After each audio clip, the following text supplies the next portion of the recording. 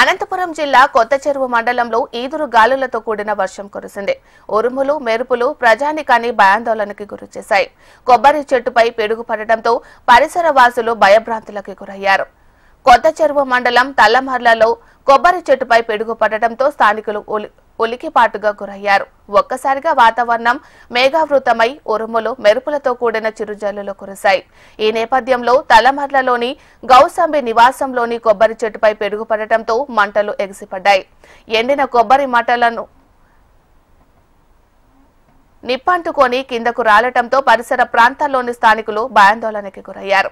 చీకటి పడిన తర్వాత పిడుగుపాటుతో కొబ్బరి చెట్టుపై ఎగిసిపడిన మంటలు సుదూర ప్రాంతంలోని వారిని దృష్టిని ఆకర్షించింది.